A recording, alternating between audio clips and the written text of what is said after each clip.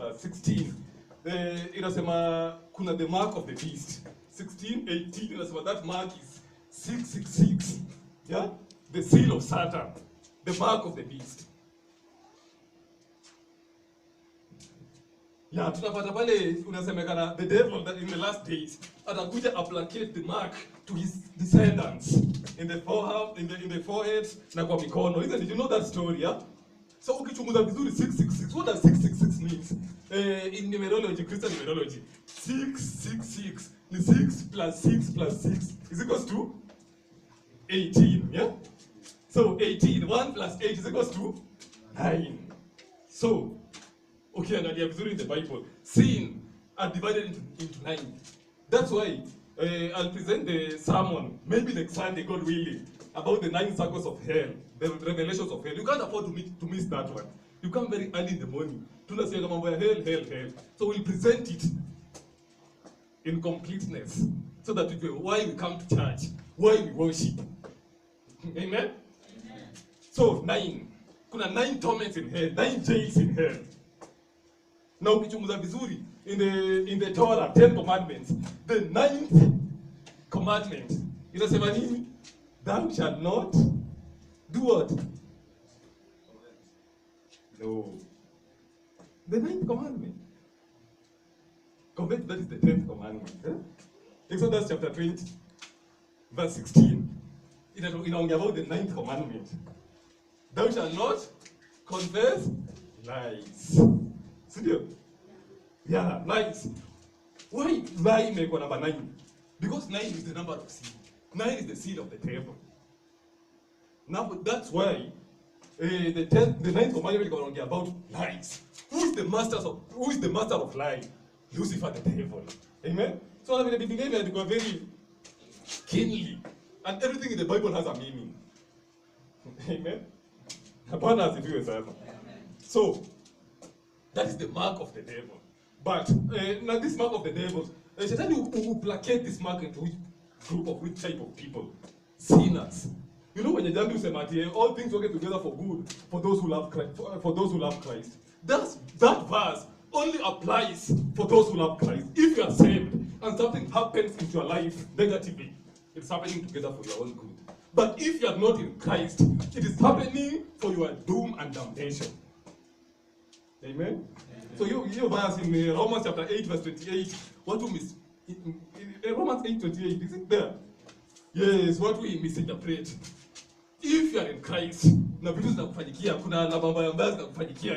If you are in the devil, na kuna alama mbaya mbaya zinakuplacated in your life. It's an alarm. They are there for your doom and damnation.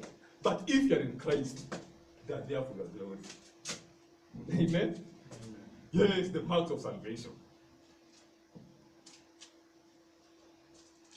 Let us go. Let's go Genesis, the book of Genesis. And there was this man whose name was Cain. Do you know Cain? Yes, Cain was the son of Adam, isn't he? He was the firstborn son to Adam.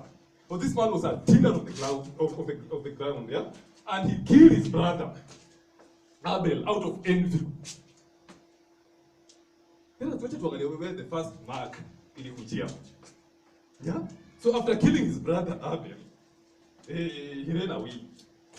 But as he was in the verge of running away, the Lord started talking to him. Cain, where is your brother Abel? Cain replied, I'm not my brother's keeper. You know that story, isn't it? So God replied, God told him, now what have you done?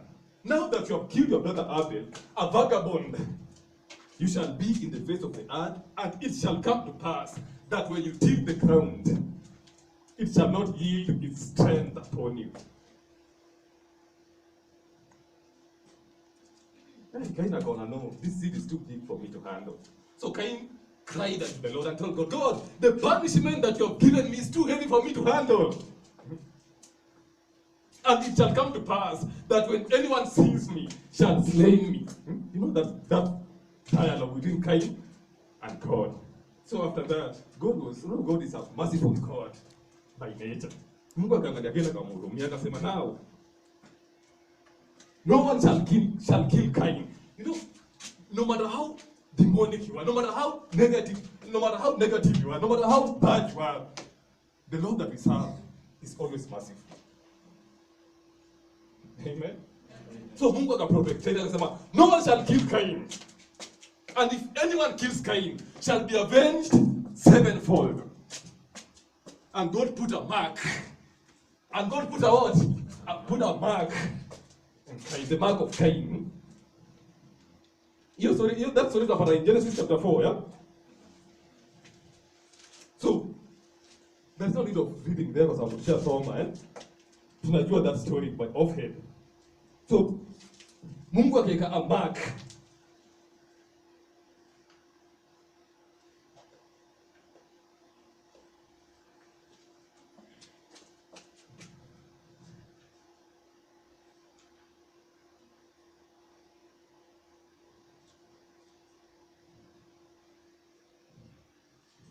Uh, 15 inasema, and the Lord said, Genesis chapter 4 verse 15, and the Lord said to him, virgins shall be taken on him sevenfold.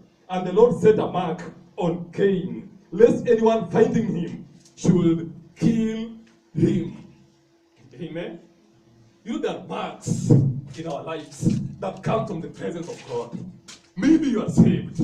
Maybe you see God in totality and in reality. But your relationship life, your relationship history has marks of doom.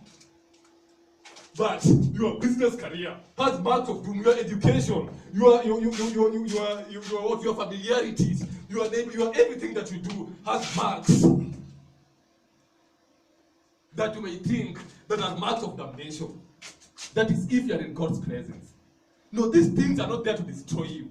These things are there to protect you. But that mark was a symbol of protection and to Cain. That issue that passed in your life while you are in Christ, it is not there to destroy you. It doesn't matter who bewitched you. It doesn't matter who cursed you. As far as you are in Christ, as far as you know that you are worshiping the real God of Israel, that thing that is happening in your life, in your modus operandi, as at that time, it is there for your own good. Sometimes we do very bad things like Cain. Sometimes we kill. Sometimes we commit things that are not godly. Things that are totally demonic. Sometimes we try to be holy, but in vain. Sometimes tunapanda, tunaanguka. Why? Alafu hizi vitu zikishatuanguka zinatuwekea marks of remorse. So anytime you start ministering, you remember what you did in the past, and say, I can't make it in life. Anytime you start ministering, you look at your academic credentials and say, I'm not that learned, I'm not that fluent, I don't have that oratory. It destroys. No, I'm telling you, if you're in Christ and you're seeing that negative things are coming your way, these things are not there to destroy you. They are there to safeguard you. Able to relate to the story of Cain. After that, tunapata Cain departed from the face of the Lord and went to live in the land of Nod. When he lived there, he begot his firstborn son, whose name was Enosh. That's from Genesis 4:17. Enosh. And Enosh begot a son, and gave and named him Mehujael. And Mehujael begot a son, and gave him what name? Mishael.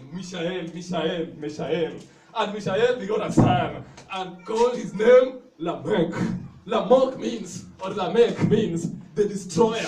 So this Lamech was the first person to marry two wives in the Bible. And you are will in the Bible. First wife alikuwa anaitwa Ada, the second wife alikuwa anaitwa Zillah. Why? Lamech alikuwa na hasira. You know, sometimes people marry watu wanawapigiwa hivi because of wrath and anger. Hiyo sio anaitwa wapi from Cain. It was not Lamech who was marrying his second wife, but his great-grandfather who was Cain. Because of hasira alishindwa kusamea. You know, sometimes you do my second wife because of many reasons, right? But the main reason is wrath. So after that, someone messed with Lamech. Lamech means the destroyer. So Lamech killed him. So after Lamech killing him, anakuwa na remorse, akasema, oh, I've killed a man. But akakumbuka his great-grandfather, who was Cain. He killed a man, his brother.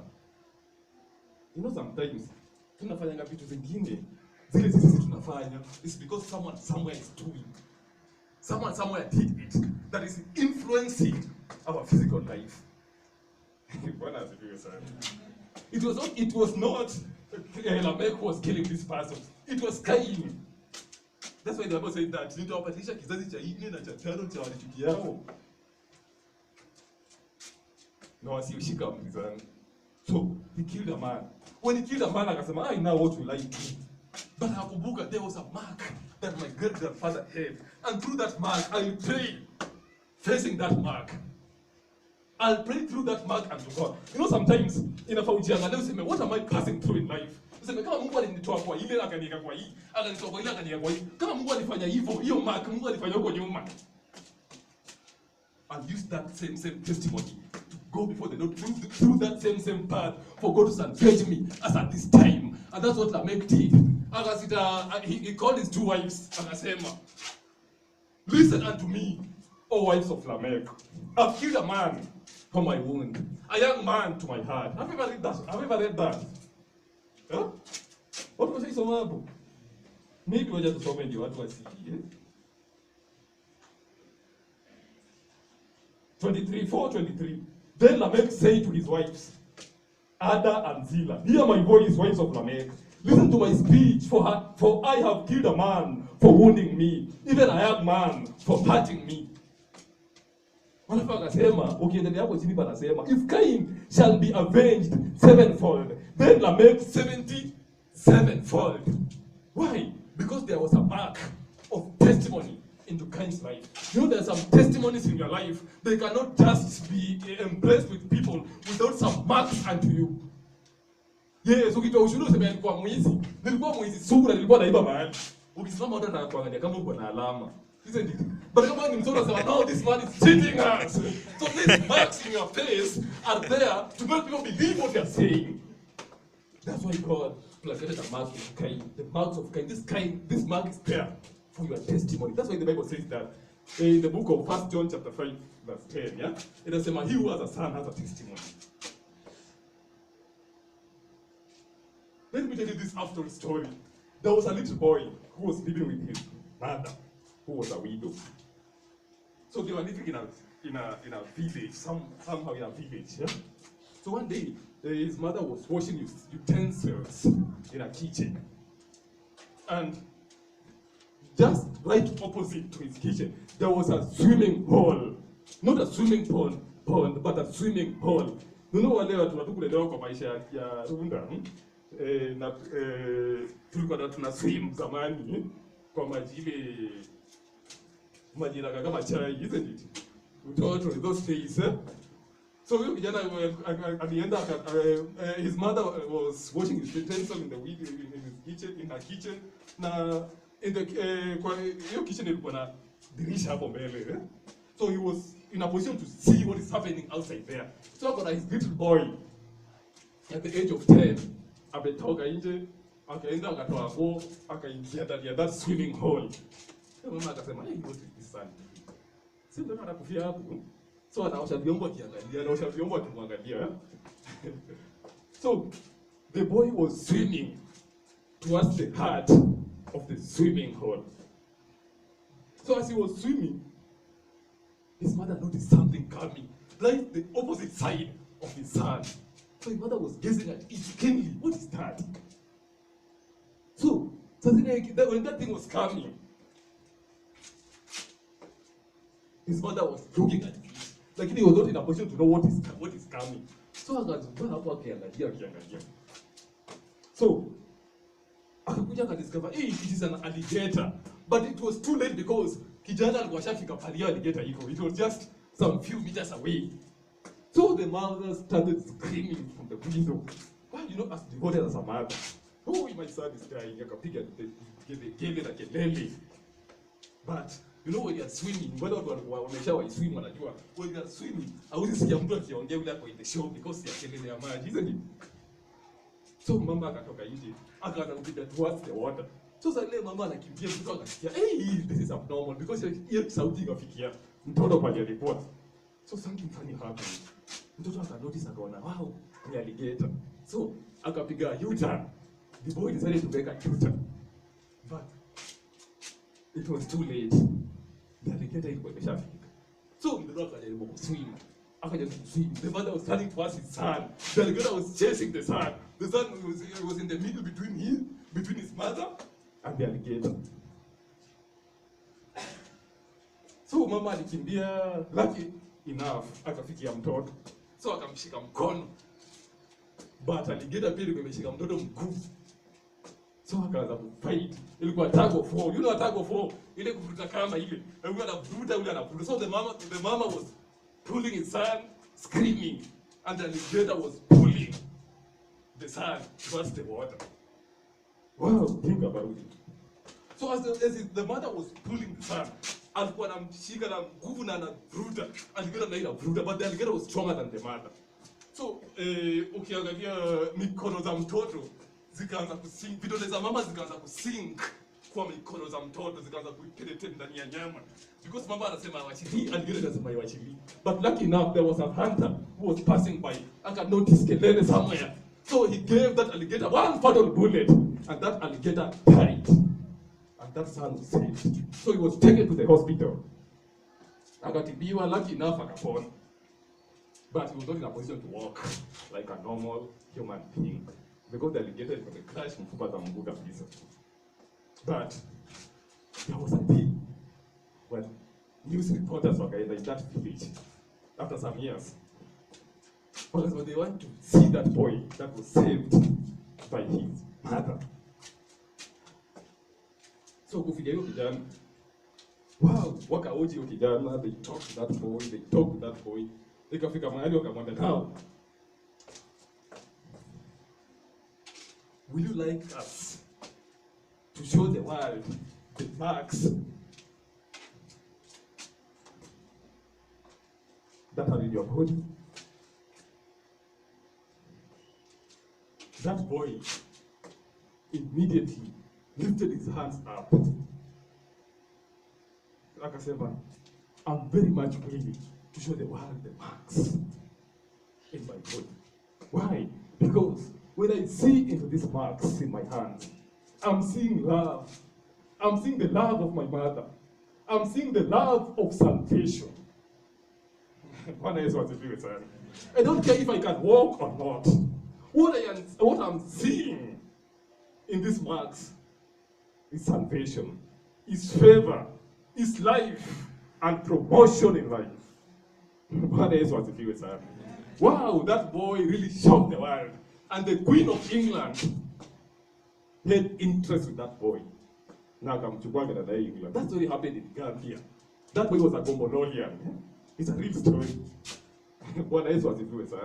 So there are some marks in your life that are there to elevate.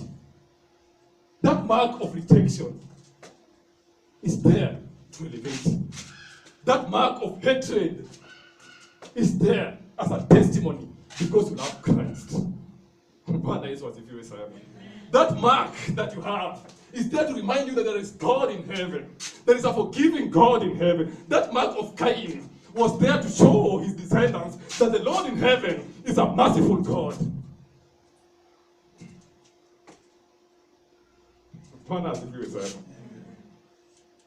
Tukiendelea na the story from Genesis, tutoke kwa Cain, twende kwa Noah.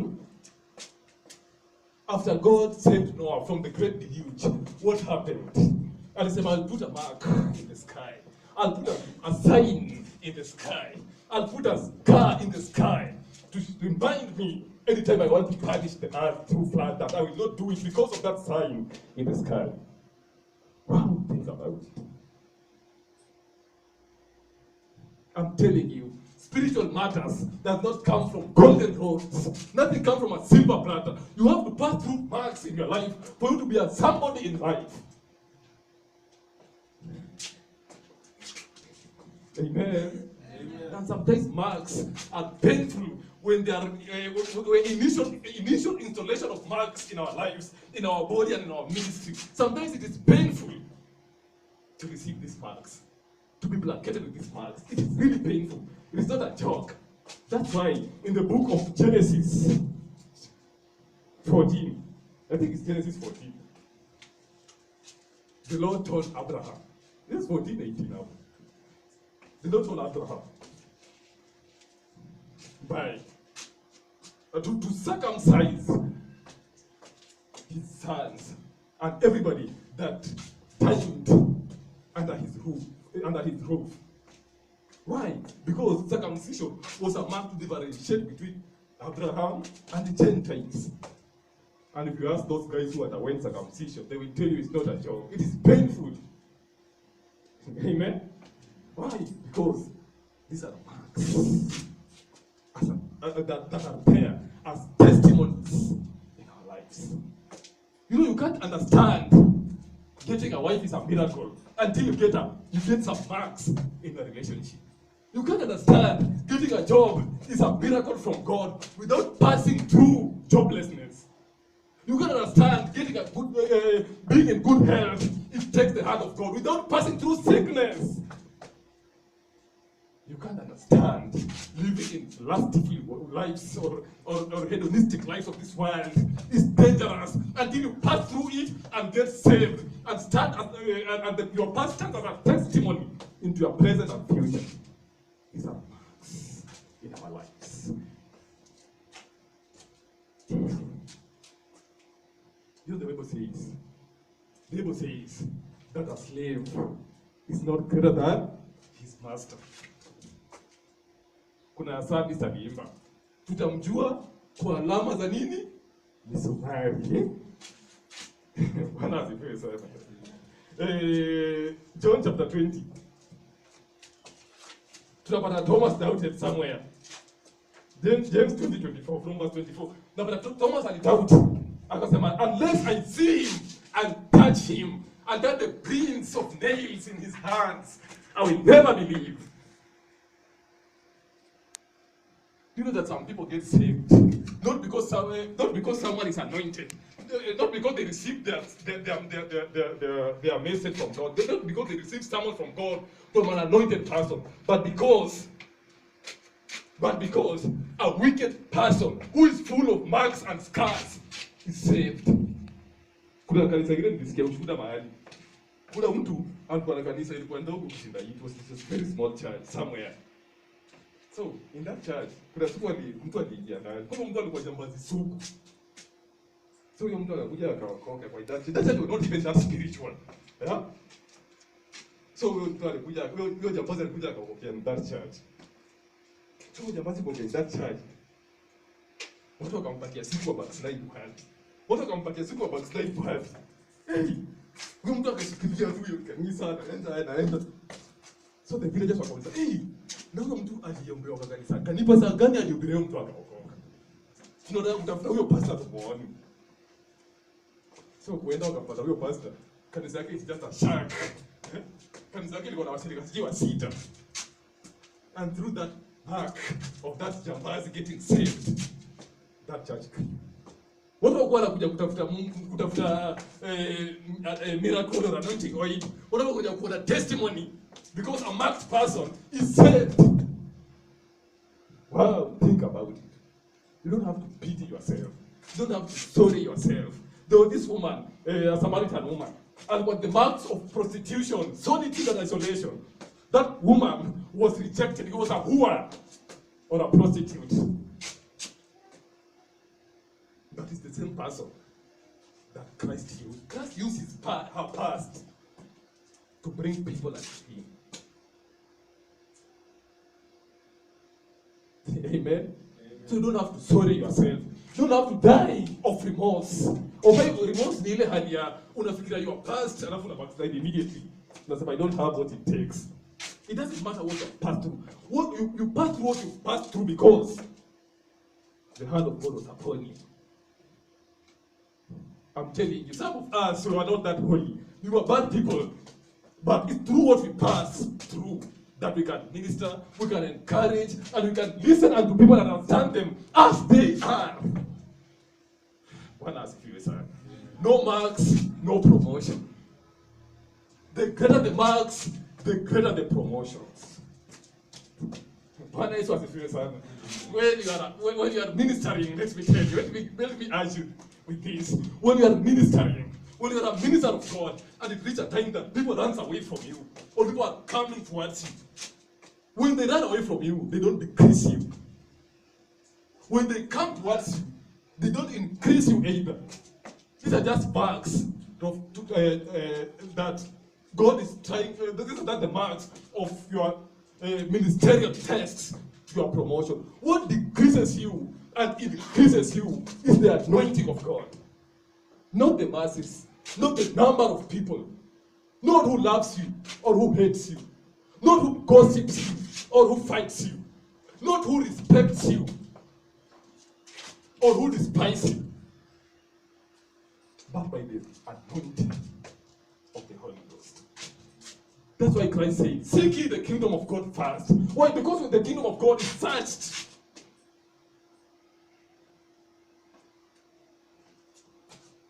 through metamorphosis, any process, stages that involves marks unto you. Yeah, sometimes people come towards you, sometimes they run away from you, sometimes they gossip you, but these are marks of promotion. You have to use these marks as stepping stones to your success and your breakthrough. You don't have to cry, oh, my husband rejected me. Oh, there is no one to marry me. Oh, there is no one to give me a job. Oh, look at my family. Look at my age. Look at my future. No, these are marks. You have to tell God, God, these are marks of my favor, because the Bible says in the book of Jeremiah chapter 9 verse 11 that you have good plans in my life, plans of prosperity, favor, and abundance. You don't have to pity yourself. You don't have to go to someone to pity you.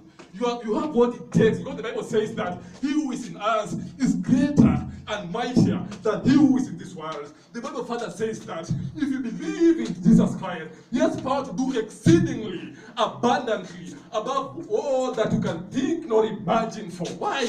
Because he who is in you is greater. Because he's the maker of everything. You know, if we can talk about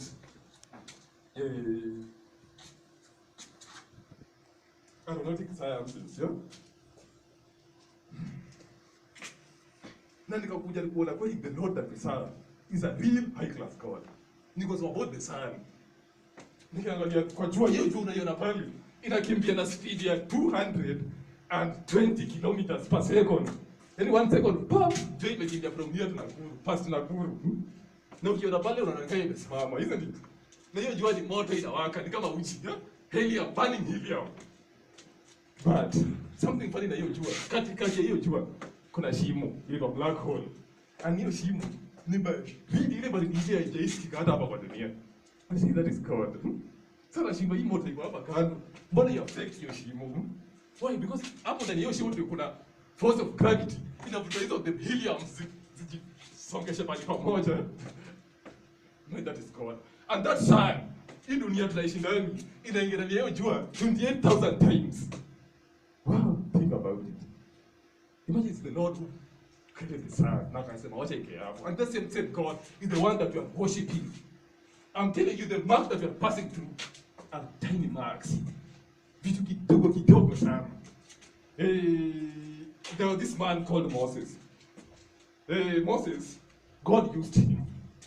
After passing through many marks in his life, after killing someone, after being a shepherd for some years, after growing old at 70, the Mungu anamuita back to ministry.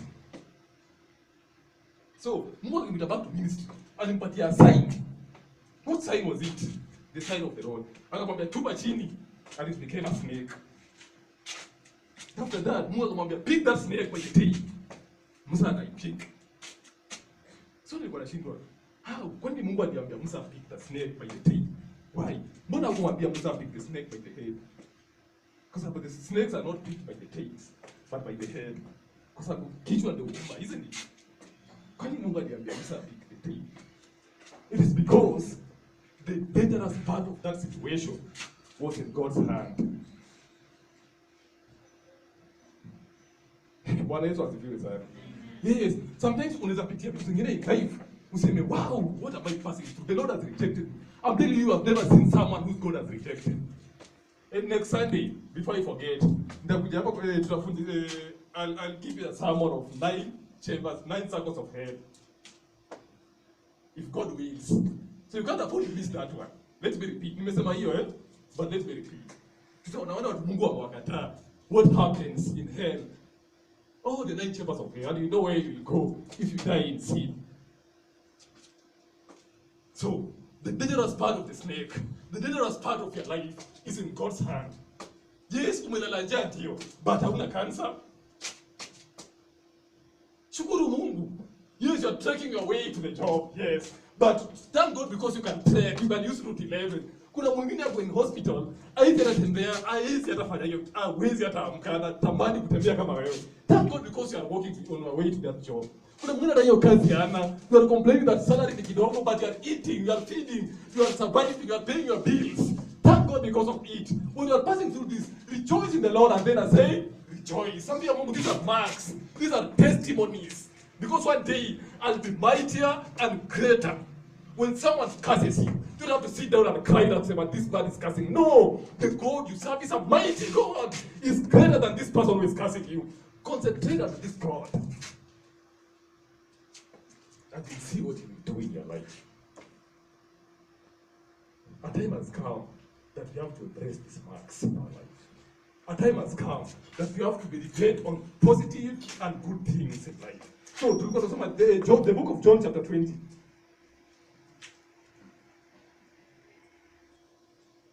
Now, Thomas, or 2024, sorry, John 2024. Now, Thomas, called the twin, one of the 12, was not with them when Jesus came. The other disciple therefore said to him, "We have seen the Lord." For he said to them, "Unless I see his hands, unless I see in his hands the print of the nails, and put my finger into the print of the nails, and put my hand into his side, I will not believe." I will not believe. Why? That means even our Messiah, Jesus Christ, had marks in his body. And the Bible says that immediately, after Jesus Christ succumbed all these things that he passed through in life, a time came that he ascended in heaven. Now he was untouchable. And the Bible further says that he sits in the right hand side of God the Father. You know what we say about Yesu anaishi ndani yako? Ni ukweli Yesu anaishi ndani yako? No, the Bible says that Yesu anaishi in the right hand side of the Father. Isn't it? Yesu anaishi ndani yako. Ule mtu anaishi ndani yako is the Spirit of God. And when the Spirit of God lives inside you, it's the same Spirit. It's just like Jesus Christ living in you. Because Yesu alisema, he will testify of me, as I used to testify of my Father. So the Spirit of God is the helper that lives in your soul. And when he lives in your soul, it's just like Jesus Christ. So ukisema Yesu anaishi yako, it's just okay. It's not bad, because the Spirit of God is Christ through the Trinity, or the tripartite nature of God. So once the Lord is inside you, once you believe in the Lord, once you don't say that I'm not that holy. Don't say that I'm not that prayerful. Don't just say that I've never fasted for that long, so I don't deserve that or deserve this. I'm telling you, you are where you are and whom you are because the hand of God is upon you. Hata kama wewe ni mchawi, hata kama wewe ni Al-Shabaab, you are alive because the favor of God is upon you. When God withdraws from you, come on Sunday and we know what will happen unto you. Amen. So ijalishi kama wewe ni devil worshiper, ijalishi kama wewe ni mchawi, ijalishi kama wewe ni Mungu, God is the Lord of all. But he values and esteems those who call upon his name more than the ordinary man, than the Gentiles. So imagine you are Mungu anashikilia wewe mchawi, Mungu anashikilia wewe devil worshiper. What about you who believes in this God?